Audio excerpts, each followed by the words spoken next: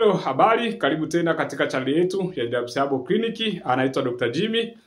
Leo tutaongelea namna ya kupunguza uzito na kuondoa mafuta mabaya mwilini. Hii ni swali ambalo wengi wamekuwa wakituuliza, namna ya kupunguza mafuta mabaya mwilini, lakini na namna ya kupunguza uzito. Kama ni mara ya kwanza kufuatilia channel yetu, basi usahau kusubscribe na comment ili uweze kuwa mtu wa kwanza kupata dondoo za kiafya tunazotuma kila siku. Sasa watu wamekuwa wakiteswa na changamoto ya uzito na mafuta mabaya, yale tunasema ni bad cholesterol mwilini, na haya mafuta yamekuwa yana impact kubwa kwenye afya, yakifanya mtu aongezeke uzito, yakipelekea pressure na magonjwa kaza wa kaza. Sasa kuna namna ya kuweza kuondokana na mafuta mabaya mwilini, hapo kuweza kupunguza uzito.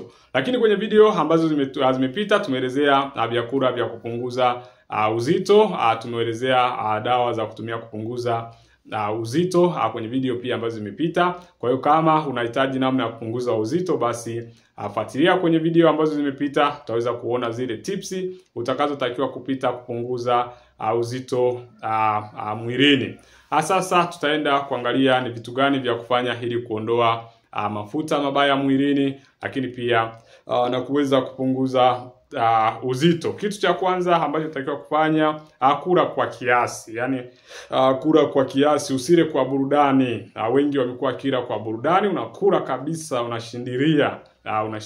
Sasa hivyo sio, inabidi ule kiasi kwa ajili ya kulinda afya yako na kufanya chakula ambacho umekula kiweze kufanywa metabolism vizuri na kuweza kuzalisha energy nzuri mwilini. Kwa hiyo kula kiasi. Ndio maana mara nyingi watu pendekezi mtu aweze kula ile milo mizito. Milo mizito ni ile milo ambayo inakuwa mara nyingi ina vyakula ambavyo haviwezi kumeng'enyuliwa kirahisi mwilini. Tunasema ina maana vyakula ambavyo haviwezi kufanywa mchakato wa mmeng'enyaji wa chakula kirahisi. Ukiwa mmeng'enyaji wa chakula kirahisi, hivi vyote ni vyakula vizito, ikiwemo nyama, ikiwemo wanga. Kwa hiyo angalia namna ya kuepuka hivyo vyakula.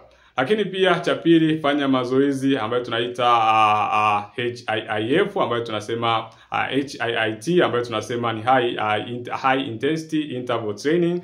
Ni mazoezi mazuri, na maana baada ya kufanya ndani ya dakika kadhaa unapumzika kidogo ili uweze kuchoma mafuta yale mwilini, lakini pia na kupungua uzito. Lakini pia kuna kufanya IF ambayo tunasema IF tunasema intermittent fasting. Intermittent fasting ni kwamba ni wewe sasa unajiwekea ratiba kwamba lazima kwa siku niwe nafunga masaa 8, anafunga masaa 8, anakula kidogo, baada ya kula anafungua masaa 16. Sasa hii imekuwa pia ni njia nzuri ya kuweza kuondosha changamoto ya uzito kupita kiasi, lakini pia na kuchoma mafuta. Ndio maana kwenye video ambazo zimepita tulielezea faida za kufunga.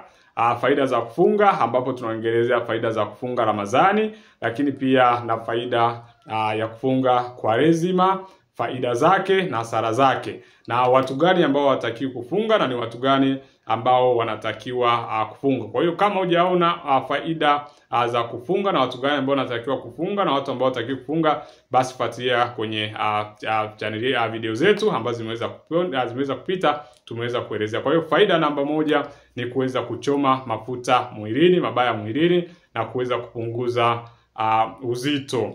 Lakini namna nyingine ya kuondoa mafuta mabaya mwilini na kuweza kupunguza kitambi, tumia na kunywa maji ya kutosha.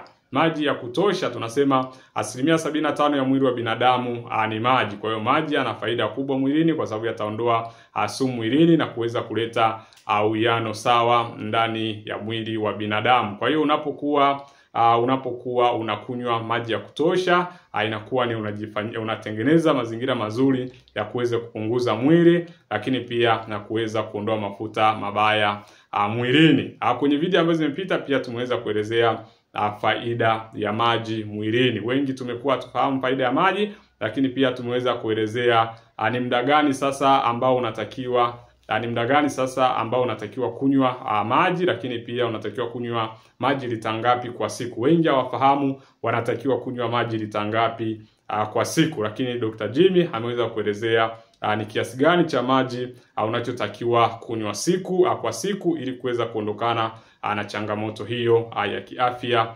ulionayo. Lakini namna nyingine ni kuweza kusimamia vizuri msongo wa mawazo. Kwenye video ambazo zimepita tumeelezea namna ya kuondokana na msongo wa mawazo, stress. Tunajua hakuna mtu ambaye hana stress, hakuna mtu ambaye hana msongo wa mawazo kulingana na maisha yetu yalivyo, mwenendo wa maisha yetu, changamoto tunazopitia. Lakini hakikisha unapokuwa kwenye zoezi la kupunguza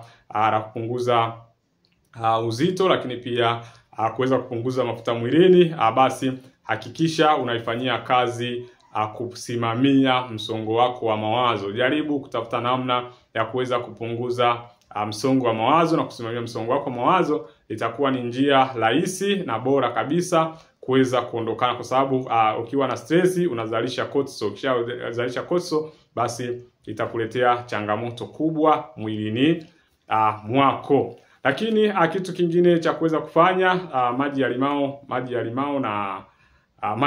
kutumia maji ya limao, nadhani ni kinywaji ambacho sasa wengi wamekuwa wakikifahamu kukitumia ukiwa hapo nyumbani. Sasa maji ya limao ni mazuri sana kwa sababu ina citric acid. Ile citric acid huwa inaenda inayeyusha yale mafuta mabaya mwilini, na hivi inaweza kufanya wewe kuweza kupungua mwili wako na kuwa kwenye uzito ambao unahitaji. Lakini pia namna nyingine ya kufanya, fanya mazoezi ya cardio, kuendesha baiskeli, kukimbia, kuruka kamba, kutembea toka kituo A kwenda kituo B. Au mara nyingi tunasema mazoezi ambayo yanashughulisha mwili mzima, mazoezi ambayo mara zote yanashughulisha mwili mzima, basi ni mazoezi ambayo yanakusaidia kuondokana na changamoto ya cholesterol, na changamoto ya uzito kupita kiasi, na kuondoa kabisa ile changamoto ya mafuta mabaya mwilini. Lakini namna nyingine ya kufanya kuweza kuondokana na mafuta mabaya mwilini, basi punguza vyakula vya sukari.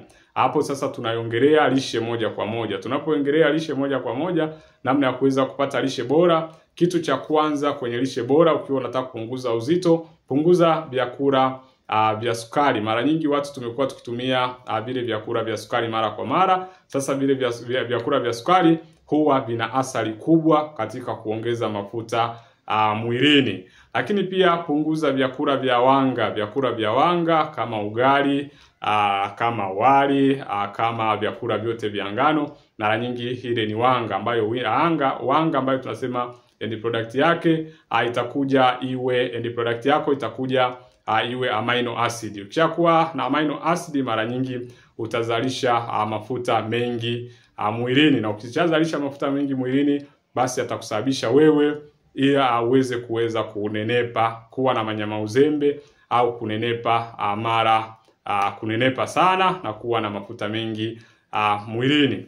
Lakini kitu kingine cha kufanya, punguza vyakula vyenye mafuta. Tafuta namna ya kupata yale mafuta rahisi na yale mafuta asili. Kuna mafuta rahisi na mafuta asili ambayo mara nyingi unatakiwa kuyatumia ukiwa hapo nyumbani, ambayo mafuta rahisi na asili tunaongelea yale mafuta, kwa mfano mafuta ya alizeti, tunaongelea mafuta ya avocado, tunaongelea mafuta avocado, alizeti, lakini tunaongelea mafuta ya karanga. Haya mafuta ni mafuta ambayo ukiyatumia kabisa au ukiweza kuwa hapo nyumbani, ni namna mojawapo ya kuondokana na changamoto ya mafuta mabaya mwilini, lakini ni namna nyingine ya kuondokana na changamoto ya uzito kupita kiasi. Lakini pia unaweza kuwa unatumia yale maji ya moto asubuhi. Maji ya moto asubuhi ni maji mazuri sana kutumia moto asubuhi. Unatafuta maji yako ya moto, yale maji ya moto, kunywa glasi yako asubuhi, kunywa glasi yako mchana, na kunywa glasi yako jioni. Ni namna nzuri ya kuweza kuondosha, au namna nzuri ya kuweza kuondokana na changamoto ya uzito kupita kiasi, lakini pia kuondoa ile bad cholesterol. Lakini pia fanya detox kuweza dawa ya kuondokana na sumu mwilini. Sasa bahati nzuri kwenye video ambazo zimepita tumeshaongelea namna ya kuondoa namna ya kuondokana na sumu mwilini. Useme mwili lazima uweze kufanyia detoxification. Ukishafanyia detoxification, basi ni njia mojawapo, njia rahisi ya kuweza kuondoa changamoto ya cholesterol na changamoto ya uzito kupita kiasi.